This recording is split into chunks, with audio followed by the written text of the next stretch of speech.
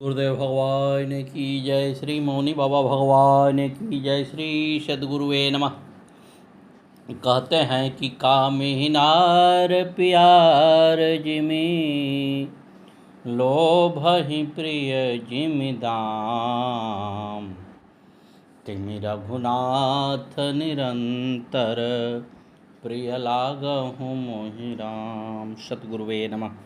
कहते हैं कामी स्त्री को प्यार जितना सुंदर लगता है, लोभी व्यक्ति को पैसा जितना कीमती समझ में आता है, उसी तरह से मैं अपने गुरुदेव से प्रार्थना करता हूँ, अपने गुरुदेव से कहता हूँ कि ऐ प्रभु, उसी तरह से आप मुझे उतना ही प्रिय हैं। साहब, कर्म की गांठरी कैसी है कि एक व्यक्ति एक लोटा लेके चले और कुआं पर जल लेना था, कहे कुआं बहुत कम जल है इसमें। वो नदी में गए, नदी में भी जल उन्होंने नहीं लिया, इसमें भी कम जल है। वो गए समुद्र के यहाँ, कहे हाँ इस समुद्र में बहुत जल है। अब जनाब वो ये नहीं सोच पा रहे हैं कि जो हमने लोटा लिया है तो लोटे का जो पात्र है उसमें उतना ही जल आएगा जितना हम कुआं से लेते। अगर हम समुद्र से भी लेंगे, समुद्र अथाह जल जरूर है, लेकिन हम अपने लोटे भर ही न जल ले पाएंगे। यही हमारी स्थिति है कि हमारा जो कर्म है, कर्म के हिसाब से जो मुझे मिलेगा वही मैं ले पाऊँगा। बहुत ज़्यादा सोचने से नहीं मिलने वाला है, बहुत ज़्यादा प्रयत्न करने से कुछ नहीं लाभ होगा, बशर्ते कार्य न करें। अगर हम कर्म करेंगे तभी प्राप्त होगा। सद्गुरुदेव भगवान की जय। महाराज, एक व्यक्ति जो है घर से अपने बच्चे को लेके चले हैं आचार्य के पास सिखाने के लिए, पढ़ाने के लिए। आचार्य से आके मिले तो उन्होंने कहा, महाराज वैसे तो हमारा बच्चा बहुत ही प्रतिभा संपन्न है, इसमें सभी गुण विद्यमान हैं, लेकिन अगर आपके पास रह जाएगा तो सारा डिग्री वगैरह भी ले लेगा, सब सीख लेगा। उन्होंने कहा ठीक है, उसका एडमिशन आचार्य जी ने कर लिया। मन ही सोच रहे हैं कि जैसे ये बहुत ही बुद्धिमान है वैसे लड़का भी होगा, इसलिए ऐसी बात है। अब 4-5 दिन बाद वो पुनः आचार्य के पास पहुँचे और कहे, क्या आचार्य जी लड़का सीख रहा है, वैसे तो उसमें कोई कमी नहीं है, वो सर्वगुण संपन्न है। आचार्य जी ने कुछ सोच कर बोला कि हाँ बात आपकी सत्य है, सर्वगुण संपन्न तो है, ये है, 2 कमियां उसके अंदर हैं। पहला उन्होंने बताया कि एक तो उसके पास अक्ल नहीं है, दूसरा वो हमारी बात को सुनता ही नहीं। साहब, आज के समय में बड़ी विडंबना है कि मेरे पास अक्ल नहीं है और दूसरे का अक्ल से मैं काम लूँगा भी नहीं। उनसे सहायता अगर लेनी हो तो लूँगा नहीं। जैसे बड़ी मुश्किलात होती है ना, कि अगर कोई अंधा हो, जन्मजात अंधा हो, और उसको बताया जाए कि अंधेरा है, अब उसको हम परिभाषित कैसे करेंगे कि अंधेरा है? अंधेरा तो वो देखा नहीं है, और जब वो अंधेरा नहीं देखा है तो उजाला भी वो नहीं देखा है। अब उसको हम कैसे बताएंगे कि अंधेरा होता क्या है, उजाला क्या होता है? एक किंवदंती है साहब, ऐसे ही 2 लोग थे, भिक्षा मांग रहे थे। एक व्यक्ति अंधा था, दूसरा ग्रामीण क्षेत्र में प्रवेश किया वो भिक्षा मांगने के लिए। भिक्षा मांग के 2-4 घंटे में वापस आया। तब तक ये जो दूसरे जनाब थे, अंधे थे, वो बड़ा बेचैन हो गए कि हमको छोड़ के कहाँ निकल गया मेरा साथी। आए तो उन्होंने कहा कि कहाँ चले गए थे हमको छोड़ के? उसने कहा चले गए थे भिक्षा मांगने। कुछ मिला? तो कहा हाँ, वहाँ जो है खीर बनी थी, खीर मुझे मिला है। अब ये अंधा बेचारा क्या करे? उसने पूछा कि कैसा खीर होता है? तो वो बताया कि सफ़ेद रंग का खीर होता है। अब ये सफ़ेद का जाने, तो कहा सफ़ेद कैसा होता है। तब तक एक बड़े ही चतुर व्यक्ति थे, उन्होंने कहा कि रहने दो, तुम नहीं समझा पाओगे, हम समझाएंगे। तो उन्होंने कहा कि देखो सफ़ेद रंग का वो खीर होता है। तो वो कहे कि कैसा सफ़ेद रंग। तो उसने कहा कि बकुले की पंख की तरह सफ़ेद रंग होता है। तो उसने कहा बकुला का कैसा रंग होता है। तो अब वो परेशान हो गए, तो किए क्या, अपने हाथ को टेढ़ा मेढ़ा करके और उसके हाथ को टेढ़ा इसे करके उसको टच कराए और कहे कि देखो यही इसी तरह खीर होती है। कहा बाप रे बाप, इतना टेढ़ा मेढ़ा खीर होता है।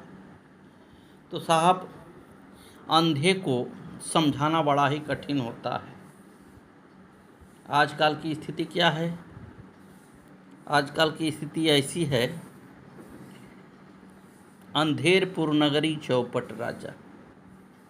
एक दूसरे से न कोई अच्छी सलाह देगा और न ही अगर अच्छी सलाह कोई देने वाला है तो कोई लेगा।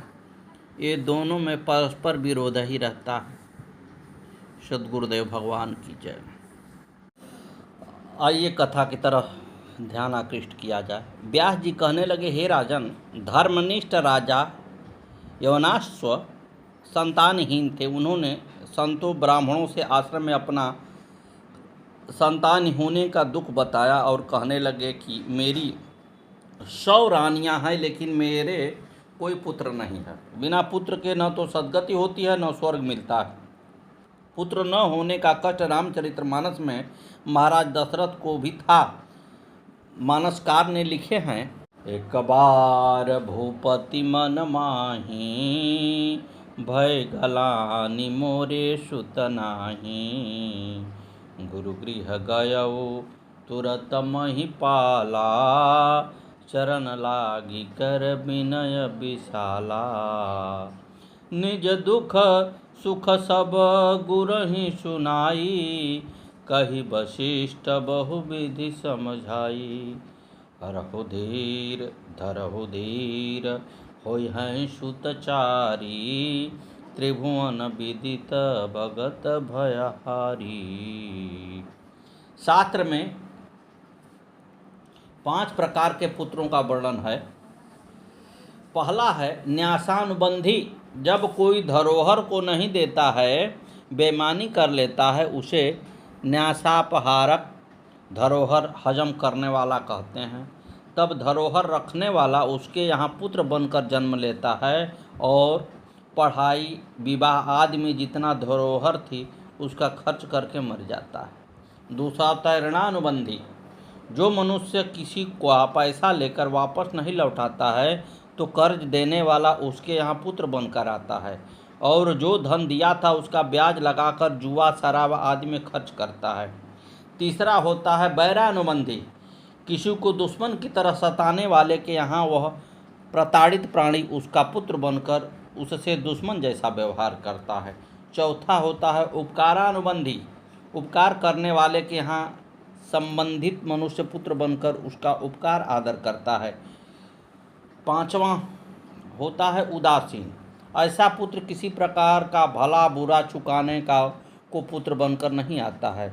न तो माँ बाप या किसी से अधिक प्रेम करता है, न द्वेष रखता है, उदासीन भाव से रहता है।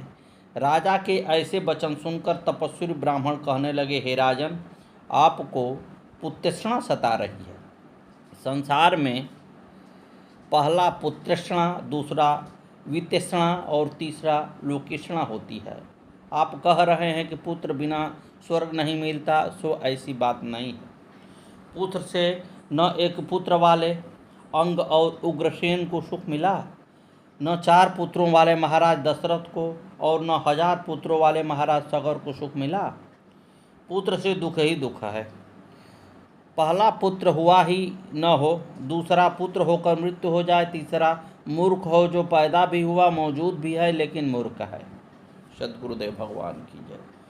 कुग्राम वासं कुलहीन सेवा, कुभोजनं क्रोधमुखी च भार्याः, मूर्खश्च पुत्रो विधवा च कन्या, बिना अग्निनां खट प्रदहेत कायम। कुग्राम का वास, कुलहीन की सेवा, कुभोजन क्रोधी पत्नी, मूर्ख पुत्र और विधवा कन्या के ये 6 बिना अग्नि के से शरीर को जलाते रहते हैं। महाराज यवनाश्व के मन की व्यथा जानकर उन तपस्वी ब्राह्मणों ने इंद्र को प्रधान देवता बनाकर एक यज्ञ कराया। उस यज्ञ में एक पुत्र प्राप्ति हेतु कलश जल भरकर मंत्रों से अभिमंत्रित करके रखा। एक दिन रात में प्यास लगी तो राजा ने उसी जल को पी लिया। प्रातः काल में आचार्यों ने पूछा कि इस कलश का जल किसने लिया, तो बताया गया कि हे नृपश्रेष्ठ, प्यास से व्याकुल राजा यवनाश्व ब्राह्मणों द्वारा विधि पूर्वक अभिमंत्रित करके रानी के लिए रखे गए उस पवित्र जल को अज्ञान पूर्वक पी गए। इस समाचार को जानकर आचार्य आश्चर्य में पड़ गए, पर अब हो क्या सकता है। मुद्दई लाख बुरा चाहे तो क्या होता है, वही होता है जो मंजूर खुदा होता है। सद्गुरुदेव भगवान आए नमो नमः। मंत्रों से अभिमंत्रित जल के प्रभाव से राजा यवनाश्व के गर्भ का समय पूर्ण होने पर दाहिनी कुक्षी को भेदन कर बालक निकाला गया। सभी आश्चर्य से देखने लगे कि राजा भी जीवित और बालक भी जिंदा है, परंतु वह दूध किसका पिएगा। तभी इंद्र ने उस बालक के मुख में अपनी तर्जनी उंगली डाल दी कि मैं ही मानधाता अर्थात मेरा ही दुग्ध पान करेगा। इसी से उस बालक का नाम मानधाता हुआ, जो आगे चलकर महान बलशाली राजा हुआ। उन मानधाता से भयभीत होकर सभी 10 लुटेरे पर्वतों की गुफा में जाकर छिप गए थे। इससे उनका नाम त्रसदस्यु पड़ गया था। उन्होंने महाराज शशि बिंदु की पुत्री से, जो सर्वगुण संपन्न तथा रूपवती थी, बिंदुमती से विवाह किया था। उससे पुरुकुत्स मुचकुंद पैदा किए थे। पुरुकुत्स के अरण्य नाम का पुत्र हुआ। अरण्य का बृहदस्व का हरिश्व, हरस्व, त्रिधन्वा। अरुण का पुत्र सत्यव्रत हुआ, जो स्वेच्छाधारी, कामी और लोभी था। एक बार उसने एक विप्र कन्या का विवाह मंडप से हरण कर लिया था। पिता ने राज से निकाल दिया था। कुपितः पितरं प्राह क्वं गच्छामीति वयमुहु औरस्तथ यथो वाचं स्वपाकं सवर्तयः स्वपचस्य कृतं कर्मं द्विजदारापहारणं तस्तय सह संसर्ग कृत्वा तिष्ठ यथा सुखम। पिता को कुपित देखकर वह बार बार कहने लगा कि मैं कहाँ जाऊँ। तब राजा अरुण ने उससे कहा कि तुम चंडालों के साथ रहो। विप्र की भार्या का अपहरण करके तुमने चंडाल का कर्म किया है, इसलिए अब तुम उन्हीं के साथ संसर्ग करते हुए शिक्षापूर्वक रहो। अरे कुल कलंकी, तुझे जैसे पुत्र से मैं पुत्रवान नहीं बनना चाहता। अरे दुष्ट, तुमने मेरी सारी कीर्ति नष्ट कर दी है, इसलिए जहाँ तुम्हारी इच्छा हो वहाँ चले जाओ। पिता द्वारा निष्कासित करने पर अब सत्यव्रत चंडालों को ही साथ रहने लगा। एक बार राजा अरुण जब तप कर रहे थे तो उस समय इंद्र ने 12 वर्ष उनके राज्य में वर्षा नहीं की थी। उसी समय विश्वामित्र ऋषि भी कौशिक नदी के तट पर तपस्या में लीन थे। उनकी पत्नी 3 पुत्रों को जब भूख से व्याकुल देखी तो दुखी होती। कहीं से भोजन नहीं मिलता तो दुखी होकर मझले पुत्र के गले में रस्सी बांधकर उसने बेचकर अपने भोजन की व्यवस्था बनाने को चली। सोचती कि मेरे पति इस समय तपस्या में हैं, बच्चों को मारना पाप है,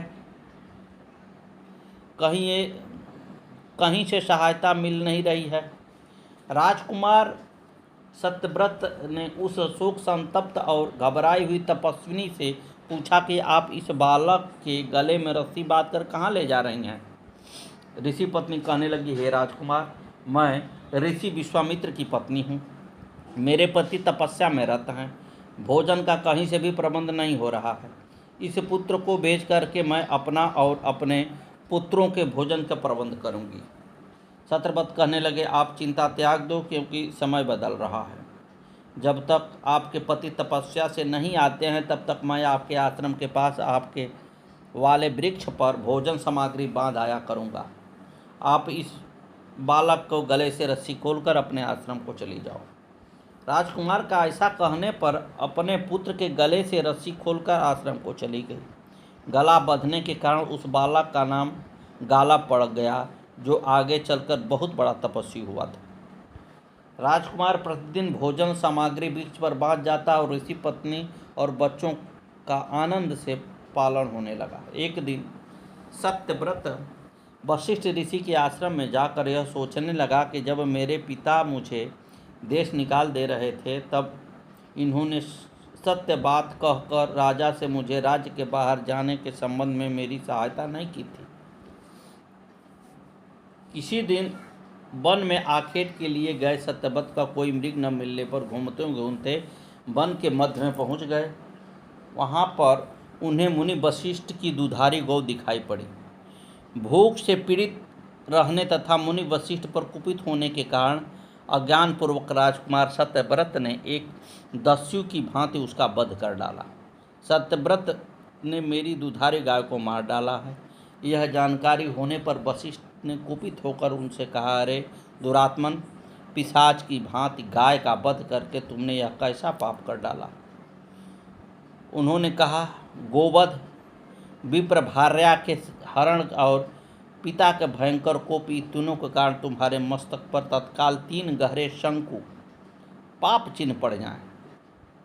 अब सभी प्राणियों को अपना पैशाचिक रूप दिखाते हुए तुम संसार में त्रिशंकु नाम से प्रसिद्ध हो जाओगे। व्यास जी कहने लगे, हे राजा जन्मेजय, वशिष्ठ से शापित हो जाने पर सत्यव्रत उसी आश्रम में रहते हुए किसी मुनि कुमार से श्रेष्ठ देवी मंत्र की दीक्षा लेकर भगवती जगदम्बा का ध्यान करके उस मंत्र का जप करने लगा। व्यास जी मंत्र का जाप पूरा होने पर वह ब्राह्मणों के पास जाकर के कहने लगा, हे ब्राह्मणों, आप मेरे कार्य की सिद्धि हेतु मेरा दशांश हवन करा दीजिए। ब्राह्मणों ने कहा, हे राजकुमार, तुम पैशाचिकता से ग्रस्त हो, अतः यज्ञ के अधिकारी नहीं हो। ब्राह्मणों के ऐसे वचन सुनकर उसने जंगल में से लकड़ी एकत्र कर चिता बना करके उसमें जलने को तैयार हुआ। तभी भगवती ने आकाश में प्रकट होकर कहा, हे राजकुमार, मरने से पहले मेरा वचन सुनो। देवी बोली, हे साधो, आप यह दुष्प्रयास क्यों कर रहे हो? इस तरह अग्नि में देह त्याग का मत कीजिए। हे महाभाग, आप स्वस्थ चित्त हो जाइए। आपके वृद्ध पिता आपको राज्य सौंपकर तपस्या के लिए वन में जाने वाले हैं। हे वीर, शोक को त्याग कीजिए। हे राजन, आपके पिता के मंत्रीगण आपको ले जाने के लिए परसों आएंगे। मेरी कृपा के प्रभाव से आपके पिताजी राज सिंहासन पर आपका अभिषेक करके कामना पर विजय प्राप्त कर ब्रह्मलोक के लिए प्रस्थान करेंगे, यह सुनिश्चित है। तत्पश्चात नारद ने अयोध्या आकर महाराज अरुण से सत्यव्रत का सारा हाल कह दिया। तब राजा अरुण ने पुत्र को दुख से दुखी होकर प्रायश्चित स्वरूप मंत्रियों से उसे बुलाकर अनेक उपदेश दिया और तीर्थों का जल मंगाकर विधि विधान से राज सिंहासन पर आसीन कर स्वयं जंगल में तप करने चले गए। इसे सुनकर जन्मेजय कहने लगे, हे व्यास जी, सत्यव्रत वशिष्ठ के द्वारा दिए गए शाप से किस प्रकार मुक्त हुए और शापित पुत्र को राजा अरुण ने अपने घर वापस क्यों बुलाया? कृपया आप मेरे इस संदेह को दूर कीजिए। इसे सुनकर के व्यास जी कहने लगे, व्यास जी बोले, हे राजन, मुनि वशिष्ठ के द्वारा शापित वह सत्यव्रत तत्काल पैशाचिकता को प्राप्त हो गया। इसके फलस्वरूप वह कुरु, दुर्धर्ष तथा सभी प्राणियों के लिए भयंकर हो गया। किंतु हे राजन, जब उस सत्यव्रत ने भक्तिपूर्वक भगवती की उपासना की, तब भगवती ने प्रसन्न होकर क्षण भर में उसे दिव्य शरीर वाला बना दिया।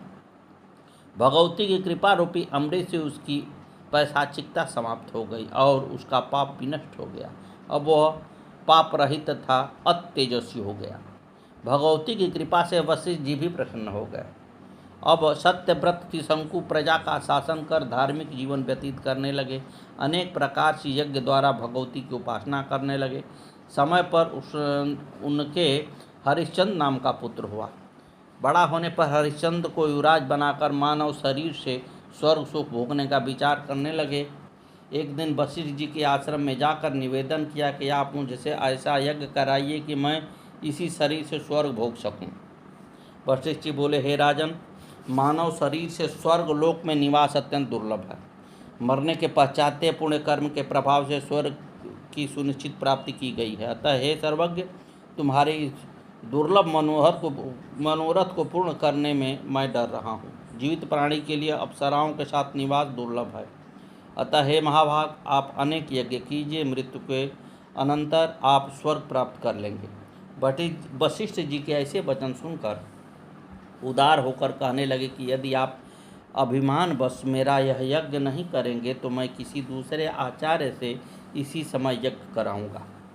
उनके ऐसे कहने पर तब वशिष्ठ जी क्रोधित होकर उसे पुनः चंडाल होने का शाप दे दिया और कहा कि दुर्बुद्धे, तुझे मरने के बाद भी स्वर्ग प्राप्त नहीं होगा। वशिष्ठ जी के ऐसे कहते ही सत्यव्रत उसी समय चंडाल रूप हो गया। सोचने लगे कि इस रूप में मुझे जनता भी स्वीकार नहीं करेगी, क्या करूं? मरने का विचार आया, परंतु वह सोचा कि आत्महत्या करना पाप है। सोचने लगे अब मुझे एकांत में माँ भगवती का ही चिंतन करना चाहिए, जिससे उन्हीं की कृपा से मेरे क्रूर कर्मों का फल नष्ट हो सकता है। इसी विचार को दृढ़ता से करने को जंगल में जाकर भगवती का चिंतन करने लगे। जब हरिश्चंद्र को यह समाचार मिला तो उन्होंने मंत्रियों को पिता के पास बुलावे भेजा। उनके त्रिशंकु ने कहा, हे सचिवगण, महात्माओं के द्वारा सर्वथा निंदित यह चंडाल वेश से अब मैं अयोध्या नहीं आऊँगा। आप सभी लोग वहाँ से शीघ्र लौट जाइए। वहाँ जाकर मेरे महाबलीपुत्र हरिश्चंद्र को सिंहासन पर बिठाकर आप लोग मेरी आज्ञा से राज्य का समस्त कार्य कीजिए। मंत्रियों ने अयोध्या आकर हरिश्चंद्र को शुभ दिन में सिंहासन पर आसीन कर दिया। सद्गुरुदेव भगवान की जय। श्री मौनी बाबा भगवान नमो नमः। आगे की कथा कल।